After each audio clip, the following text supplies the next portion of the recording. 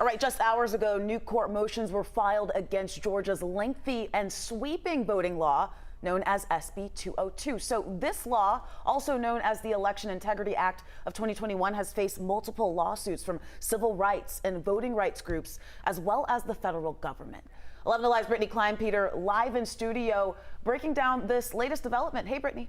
Hey, good evening. The motions were filed as a part of an ongoing lawsuit from 2021. The ACLU of Georgia and other organizations are claiming the law restricts absentee voting and discriminates against black voters.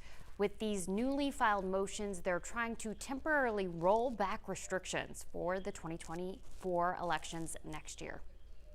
SB 202 was unique in the way that it targeted the methods that black voters use to cast a ballot. The motion says SB 202 provisions such as restricting drop boxes, prohibiting the distribution of food and water to voters waiting in line, and the shortening of the absentee voting period disproportionately discards the votes of people of color. The group is asking for those provisions to be lifted temporarily until the active lawsuit is settled in order to make absentee voting more accessible to all voters. It attacks the ways that were successfully used by a number of voters across the political spectrum, and we want to ensure that voters have access to these methods of voting, which are reliable, which have worked.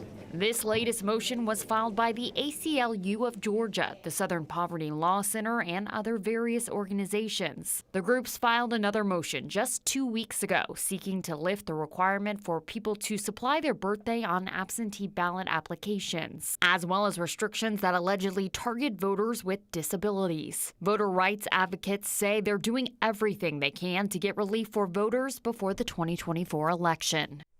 SB 202 became law in 2021 after Democrats flipped the state and helped elect President Joe Biden. Supporters of the law say it was necessary to change the state's voting process to help restore confidence in Georgia's election.